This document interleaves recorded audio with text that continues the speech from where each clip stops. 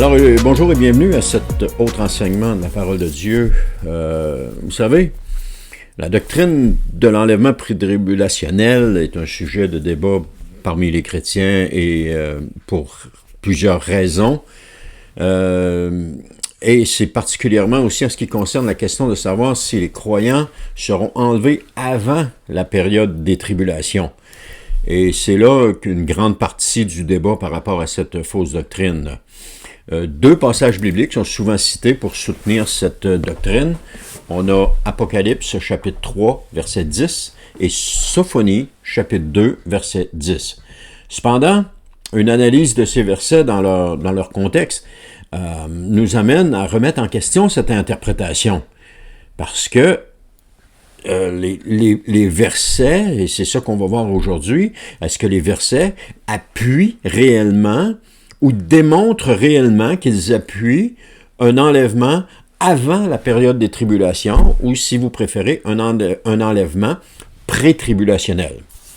Alors, le message que je vous propose aujourd'hui, c'est d'examiner ces passages afin de déterminer s'ils justifient réellement l'idée d'un enlèvement de l'Église avant la période des tribulations.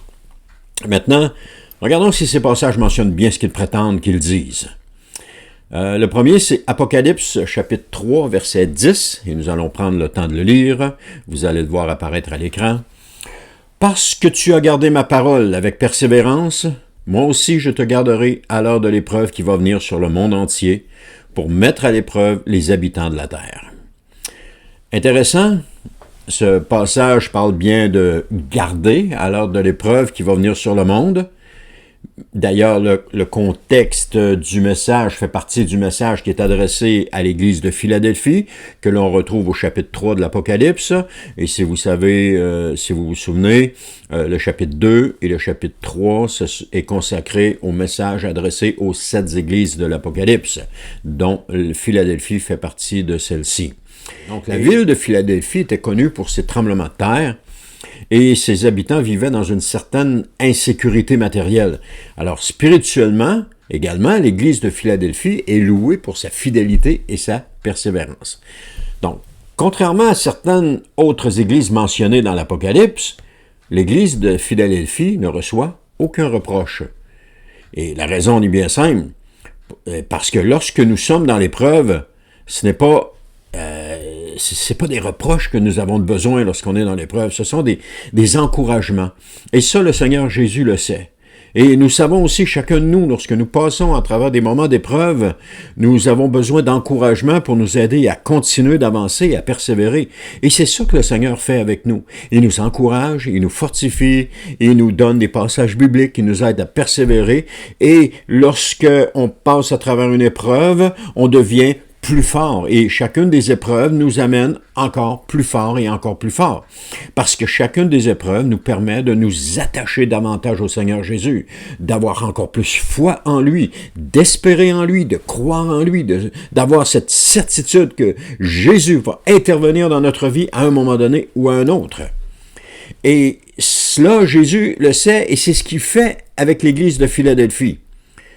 D'ailleurs, Jésus les encourage en reconnaissant leur fidélité dans l'obéissance à sa parole malgré les pressions et les difficultés. Alors, leur peu de puissance, qui est mentionnée au verset 8, ne les a pas empêchés de rester fidèles. Alors, Jésus promet de garder ou protéger cette Église à l'heure de l'épreuve qui viendra sur le monde. Garder, le mot garder, la traduction du mot grec « théréo », qui signifie, selon le dictionnaire Strong's, s'occuper soigneusement, prendre soin de, garder, et aussi de façon métaphorique, il veut dire maintenir quelqu'un dans l'état où il est. Donc, on voit très bien que, à la définition du mot, on voit très bien qu'il ne signifie pas enlever. Donc, il suffit de comparer les mots dans le dictionnaire pour s'apercevoir que les deux définitions ne sont pas identiques. Enlever et garder, c'est pas pareil. Pourquoi je dis enlever et garder? Parce que les adeptes de la doctrine pré-tribulationnelle affirment que ce verset, ce mot garder, signifie enlever. Parce qu'ils disent que pour nous protéger de l'épreuve, Jésus va nous enlever. Donc, ils prévoient une première apparition de Jésus avec un enlèvement et des morts qui vont ressusciter. Et ils prévoient une deuxième apparition de Jésus 7 ans plus tard avec encore des morts qui vont ressusciter. Et laissez-moi vous dire que ce n'est pas biblique, mais pas du tout. Il n'y a pas deux venues de Jésus, il n'y a pas deux résurrections, il n'y a qu'une seule venue de Jésus, et elle se fait au dernier jour. Il n'y a qu'une seule résurrection, et elle se fait au dernier jour lorsque Jésus vient, et ensuite de ça, Jésus s'assoit sur son trône pour juger les morts. Mais pourtant, c'est ce qu'ils prétendent. C'est ce que prétendent les adeptes de l'enlèvement prétribulationnel. Ils affirment que Jésus va venir chercher son Église avant la période des tribulations, et de cette façon, il va les garder. Donc, il va leur éviter les souffrances de la période des tribulations. C'est ça qu'ils sont en train de dire. Mais laissez-moi vous dire que c'est de la fabulation. Il n'y a rien, mais rien dans la parole de Dieu qui appuie cela. C'est de la fabulation parce que ça n'a pas le sens original du mot. Le verset parle aussi d'un temps d'épreuve qui va venir sur le monde entier. Ça, c'est intéressant, parce que ça suggère donc une période de tribulation ou de difficulté à venir qui aura une portée globale, c'est-à-dire sur toute la terre. Et c'est ce que la Bible prédit comme étant la période des tribulations. Donc, ce passage est un passage eschatologique parce qu'il fait référence à la période des tribulations qui va avoir lieu à la fin à la fin. Et d'ailleurs, c'est ce que la Bible prédit comme étant la période des tribulations et qu'on retrouve dans le livre de l'Apocalypse, à partir du chapitre 5, 6, quelque chose de même, certainement, à partir du chapitre 4, mettons-le comme ça. Alors, sous le règne de l'Antéchrist, cette tribulation va s'étendre sur tous les habitants de la terre et particulièrement sur les croyants pendant la période de 7 ans. Une période de 7 ans, nous disent-ils. Mais ça, c'est un autre sujet qu'on traitera un peu plus tard. Alors, qu'est-ce que nous dit le livre de Daniel? Qu'est-ce que nous dit le prophète Daniel? Dans Daniel, chapitre 12, verset 1. En ce temps-là, se lèvera Michel, le grand chef qui a pour mission d'aider ton peuple. Ce sera un temps de détresse tel qu'il n'y en a jamais eu depuis que les nations existent jusqu'à ce moment-là. En ce temps-là seront sauvés ceux de ton peuple dont le nom est inscrit dans le livre de vie. Donc la promesse de Jésus est de garder son Église durant cette épreuve, non pas de l'enlever. La promesse de Jésus est de garder les fidèles. Peut être vue comme une assurance qu'ils seront protégés dans les jugements. Parce qu'ils seront présents pendant la période des tribulations. L'Église sera présente pendant la période des tribulations. Et Daniel nous le confirme en disant que Michel a pour mission d'aider le peuple. Alors, imaginez, on nous dit que l'Église ne sera plus là, va être enlevée. L'Église, c'est le peuple de Dieu. Il n'y a pas deux peuples de Dieu, il y en a seulement un, et c'est l'Église. Et l'Église comprend qui? Elle comprend tous les hommes et toutes les femmes, toutes les personnes qui se sont repentis, qui ont accepté Jésus comme Seigneur et Sauveur, qui l'ont reconnu et qui ont mis leur foi en lui et qui lui obéissent. Ça inclut les Américains, les Asiatiques, les Japonais, n'importe quelle nationalité, incluant les Juifs. Les Juifs qui n'ont pas cru en Jésus font partie des nations. Donc, c'est un autre sujet, mais la doctrine de l'enlèvement prétribulationnel nous dit qu'il y a 3 groupes. L'Église, les Juifs et les nations. En réalité, c'est faux, il y a seulement 2 groupes. Quand on parle du peuple de Dieu, on parle de l'Église. Et ça, c'est encore un autre sujet qu'on va pouvoir traiter un petit peu plus tard. Donc, en résumé, c'est ça. Il dit, dans cette période, Michel a pour mission d'aider le peuple. Mais, si Michel a pour mission d'aider le peuple, et puis selon les adeptes de l'enseignement prétribulationnel, le peuple est enlevé, il va aider qui, Michel? Parce que le peuple est enlevé, il n'est plus là. L'Église, c'est le peuple de Dieu, est enlevé, il n'est plus là. Non, ouais, mais c'est ceux qui vont se convertir pendant la grande tribulation. Ouais, mais ils sont pas ils sont pas... Non, non, non, ça fait pas de sens, là. Ça fait aucun sens. De toute façon, d'affirmer que c'est ceux qui vont se convertir pendant la période des tribulations, il n'y a aucun support biblique pour cette affirmation-là. Ce n'est qu'une présupposition. C'est tout. On suppose que ça va être ça parce que on s'est construit une fausse doctrine et que là, il y a des trous dans notre fausse doctrine et qu'il faut boucher ces trous-là. Alors, ce qu'on fait, on fait des suppositions pour boucher ces trous-là. C'est pas plus compliqué que ça. De dire que les croyants sont enlevés et qu'ils sont élevés au ciel, c'est une fausse doctrine avant la période des tribulations. C'est une fausse doctrine. Elle est pleine de trous.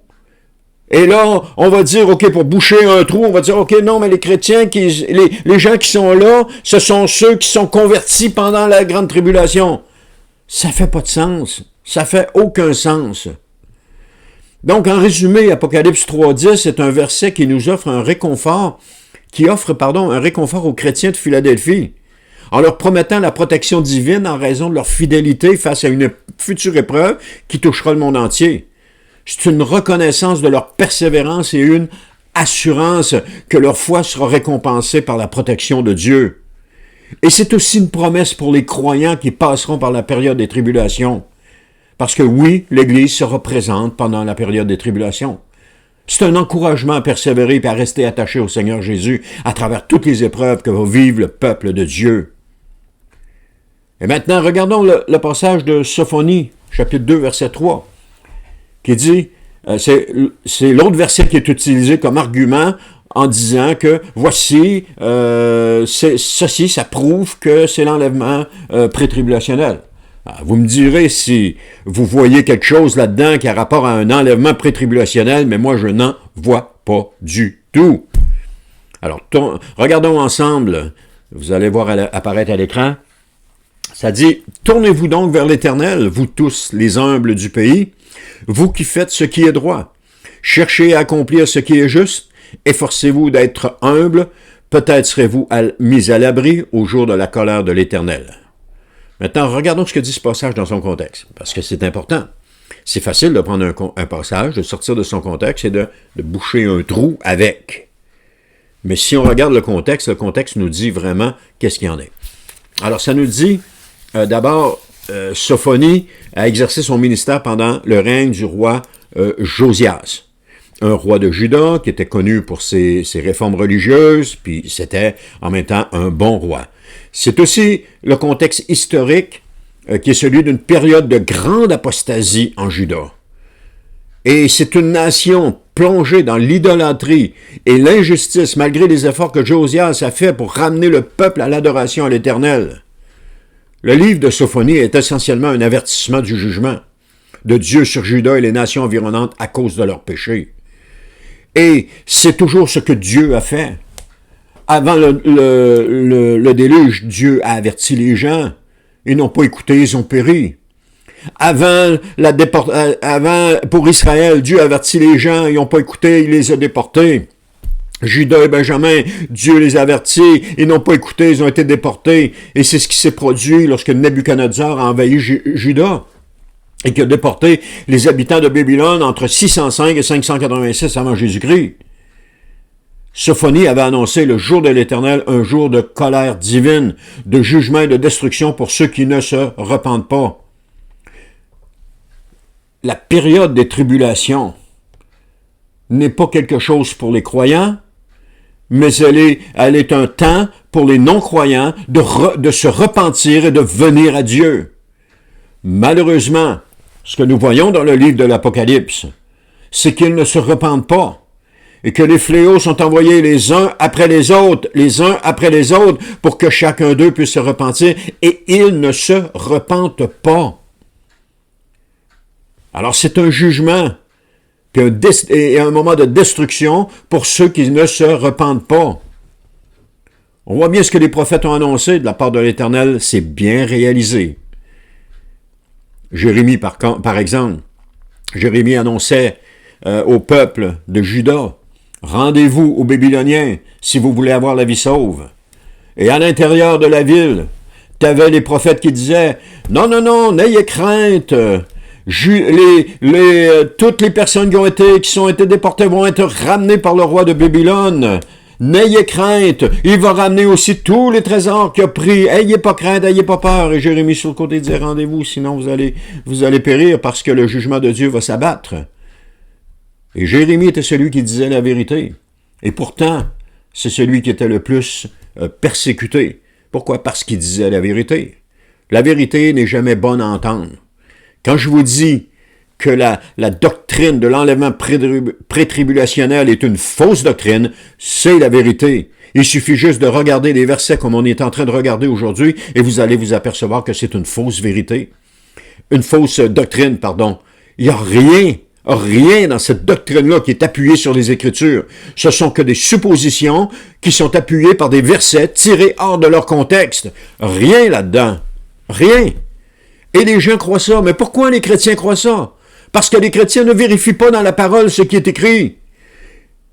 Ils reçoivent cet enseignement-là des pasteurs qui enseignent cela et les chrétiens la reçoivent. Oui, ils sont tous contents. J'ai vu une vidéo, j'en ai regardé des vidéos justement sur l'enlèvement prétribulationnel. J'ai vu une vidéo où est-ce que le pasteur qui enseignait ça a apporté plein de points. Il a apporté un récit, c'était super intéressant. Mais le problème dans tout cela, c'est qu'il n'a jamais donné une seule référence biblique tout le temps qu'il a parlé. Et les gens, il y en a même à certaines parties qui applaudissaient, qui étaient contents. C'est normal, ça leur fait plaisir d'entendre ça. D'entendre dire, inquiétez-vous pas, vous allez être enlevé, vous n'aurez pas à souffrir, tout va être beau. C'est la même chose qui se passait avec les prophètes de Babylone. Inquiétez-vous pas, le roi va tout ramener les choses, vous ne souffrirez pas, il n'y a pas de danger. C'est la même chose, l'histoire se répète. Maintenant, Sophonie 2.3 fait partie d'un appel pressant au repentir qui est adressé aux humbles du pays, ceux qui restent fidèles à Dieu. Et cela malgré la déchéance de la nation. Parce que même si la nation est en déchéance, il y a toujours un faible reste qui reste fidèle à Dieu. Notre nation est en déchéance.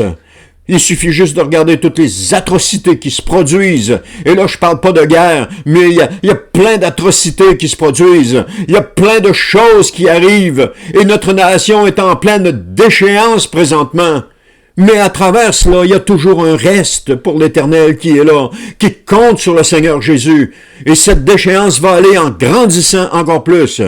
Des gens disaient, oui, mais... écoute, il y a eu des événements dans le passé que les gens ont cru que c'était la fin. Oui, il y en a eu des événements dans le passé qui ont cru que c'était la fin. Mais le problème, c'est que la déchéance n'était pas aussi grande qu'elle est aujourd'hui. La déchéance, elle est énorme. Juste à regarder la filière Hunter aux États-Unis, vous allez voir que c'est affreux. C'est affreux. Mais on est tellement habitués de vivre là-dedans, d'entendre ces choses-là, que ça ne nous émeut même plus. Ça nous dérange même plus. On vit dans ces choses-là, puis là, tout est correct, tout est beau, il n'y a pas de problème. Non, il y a des problèmes. Et puis on ne peut pas continuer à vivre de même. À un moment donné, Dieu va se lever, il va dire, c'est assez. C'est assez. Et là, les tribulations vont commencer, sans crier gare. Et l'Église n'aura pas été enlevée, je peux vous le dire. L'Église va être encore sur la terre. Parce que la parole de Dieu nous dit que l'Église est sur la terre pendant les tribulations. Alors, un reste fidèle à Dieu malgré l'état de déchéance de la nation, c'est une image du peuple de Dieu qui est l'Église. C'est un appel à chercher l'Éternel, la justice et l'humilité comme une voie pour échapper au jugement à venir. C'est plutôt ce que nous devrions faire pendant qu'il est encore temps. Appeler les chrétiens à chercher l'Éternel de tout leur cœur et non pas à se laisser berner par un enlèvement qui ne se produira pas avant la période des tribulations. Mais comprenez-moi bien, oui, l'enlèvement va se produire, mais pas avant la période des tribulations. Ce n'est pas ce que la Bible dit. L'enlèvement va se produire lorsque le Seigneur Jésus va revenir au dernier jour. Quand est-ce que ce sera le dernier jour? C'est Dieu qui le sait. C'est Dieu qui décide du calendrier. C'est pas les hommes. Avant que ça commence, le Seigneur va nous enlever. Ça, c'est un calendrier d'hommes. Et un calendrier d'hommes, ça ne fonctionne pas. J'ai peut-être l'air fâché, mais je ne suis pas fâché. Inquiétez-vous pas.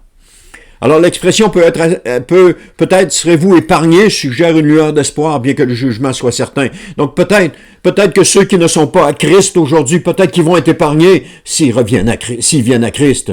Les chrétiens qui sont froids, qui sont tièdes et qui nonchalants, peut-être qu'ils vont être épargnés, mais pour cela, ils doivent revenir à Christ. Ils doivent revenir de tout leur cœur au Seigneur. Et comment est-ce qu'on revient au Seigneur? En obéissant au Seigneur Jésus. L'obéissance est la base de relation. Tu peux pas dire que tu as une relation avec Jésus s'il n'y a pas d'obéissance au commandement de Jésus dans ta vie. C'est pas plus compliqué que ça. La relation s'établit sur la base de l'obéissance. Et l'obéissance est de la confiance. On obéit parce qu'on fait confiance au Seigneur. On n'obéit pas juste pour avoir des bonbons. Oh, le Seigneur, j'ai obéi, le Seigneur me bénit. Non, ça marche pas de même. On obéit parce que Dieu nous demande d'obéir. Point à la ligne. S'il y a une bénédiction, gloire à Dieu. S'il n'y en a pas, gloire à Dieu.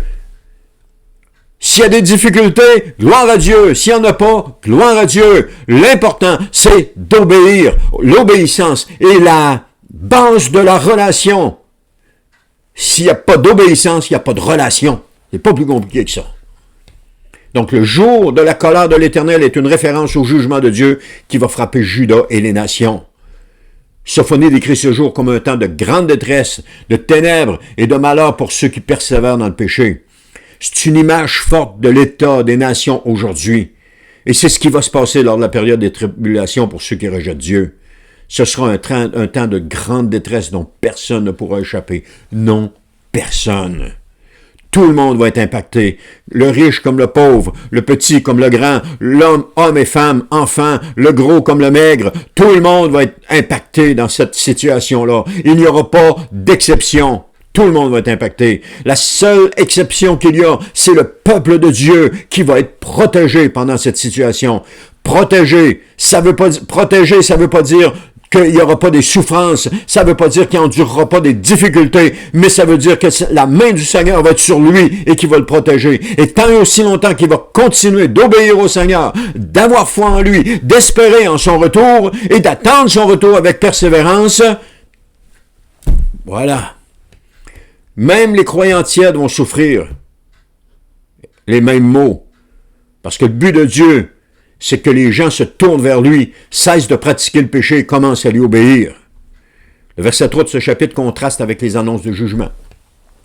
Et en soulignant que ceux qui recherchent Dieu avec sincérité et humilité pourraient trouver refuge en lui, échappant ainsi à la destruction. Alors ici, ce passage est un complément d'Apocalypse 3.10. Puis spirituellement, ce verset met en lumière l'importance de l'humilité et de la recherche de la justice comme voie de salut. Donc, dans le monde corrompu, ce sont les humbles, ceux qui cherchent Dieu avec sincérité, qui peuvent espérer être protégés. L'Église, le peuple de Dieu, les enfants de Dieu, ceux qui obéissent au Seigneur Jésus. Donc, en résumé, Sophonie, chapitre 2, verset 3, c'est un appel à la repentance et à la recherche de Dieu. Un appel à la repentance, la recherche de Dieu, de la justice, de l'humilité, en vue d'échapper au jugement divin qui arrive à grands pas, parce que oui, il arrive à grands pas, le jugement. C'est un verset qui offre un message d'espoir dans un contexte de jugement, qui souligne que ceux qui se tournent vers Dieu peuvent trouver grâce au milieu même de la colère divine. Attendez pas ce moment pour trouver grâce devant Dieu. Attendez pas ce moment, frères et sœurs, pour vous repentir. Repentez-vous maintenant et commencez à obéir à Jésus. Commencez à obéir et vous allez voir le flot de paroles de Dieu qui va couler à travers vous. C'est absolument pas un verset qui vient appuyer de quelque façon un soi-disant enlèvement de l'Église avant la période des tribulations. Absolument pas. Le jour de l'Éternel arrive et il est encore temps de revenir à lui. Et ma recommandation, ne croyez plus ceux qui vous disent que vous ne vivrez pas cette période de détresse. Parce que, justement, vous serez amené au ciel pendant cette période de 7 ans. C'est une fausse espérance. Jésus va dire dans Jean, personne n'est monté au ciel. Alors, si personne n'est monté au ciel, qu'est-ce que l'Église fait là? C'est une autre question, une autre réponse qu'ils n'ont pas. Puis s'ils trouvent une réponse, ça va être un verset sorti de son contexte pour boucher encore un trou. C'est un autre trou dans la doctrine. Alors, c'est ce que faisaient les faux prophètes du temps de Jérémie, comme j'ai donné tantôt. Ils donnaient des faux espoirs aux habitants de Juda. Malheureusement, ça s'est retourné contre eux. Pour ceux qui enseignent cette fausse doctrine de l'enlèvement pré-tribulationnel, cessez de l'enseigner. Allez voir dans la parole de Dieu, commencez à considérer les choses de Dieu, cessez d'enseigner ce qu'on vous a enseigné qui est une fausseté. Cessez de dire aux gens qu'il n'y a rien à craindre qui vont être enlevés, parce que vous allez être jugés plus sévèrement. C'est ce que Jacques 3.1 ou 3.1 qui dit, ou 3.2, qui dit que si nous, les enseignants, on va être jugés encore plus sévèrement. Cessez d'enseigner cette doctrine-là. Vous induisez le peuple de Dieu en erreur. Vous le conduisez dans une voie où est-ce qu'il va se perdre. Et vous allez en être responsable. Vous allez avoir le sang de ces gens sur vos mains. On ne le dit pas assez. Mais comme enseignant, notre responsabilité, elle est grande. Et si on affirme des choses comme ça, des faussetés, des mensonges, on induit le peuple de Dieu en erreur. Et si on induit le peuple de Dieu en erreur, c'est Jésus qu'on touche personnellement. Touche à un enfant de Dieu si tu touches à Jésus personnellement. Et je ne voudrais pas être à votre place. Je ne voudrais pas être à votre place. Revenez à votre bon sens. Laissez-vous plus leurrer par ces fausses croyances qui sont absolument pas bibliques. Parce que oui, Jésus va revenir, mais ça va être au dernier jour. C'est dans Jean 4,40, je vous le disais tantôt. Oui, telle est la volonté de mon Père, que tous ceux qui tournent le regard vers le Fils et qui croient en lui possèdent la vie éternelle, et moi je les ressusciterai au dernier jour. Je les ressusciterai au dernier jour. Qui va ressusciter au dernier jour? Ceux qui tournent les regards vers le Fils et qui croient en lui. C'est qui ça? C'est les chrétiens. C'est les croyants, c'est les enfants de Dieu. Il va les ressusciter au dernier jour. Alors, la résurrection qui va se passer, soi-disant qui va se passer avant un enlèvement pré-tribulationnel, c'est-tu le dernier jour? Non, c'est le début des tribulations, ça ne peut pas être le dernier jour. J'aimerais bien savoir quelle sorte de versets qu'ils vont aller chercher pour boucher ce trou-là. C'est un autre trou. Un autre trou. Le dernier jour est le jour du retour du Seigneur Jésus. Il ne peut y avoir de retour avant le dernier jour et une première résurrection des morts. Ensuite de ça, un autre retour 7 ans plus tard et une autre résurrection des morts. C'est pas cohérent avec la Bible parce que Jésus a toujours parlé de résurrection au dernier jour. Regardez les passages ici à l'écran. Alors c'est une fausse doctrine qui endort les gens et qui les empêche de se préparer pour une période de souffrance sans précédent. Donc, en conclusion, en terminant, après avoir examiné les passages d'Apocalypse 3.10 puis de Sophonie 2.3, il devient clair que ces versets ne soutiennent pas l'idée d'un enlèvement de l'Église avant la période des tribulations. Apocalypse 3.10, loin d'indiquer une fuite avant les épreuves, parle de la protection divine pendant les moments difficiles. C'est pas compliqué à comprendre.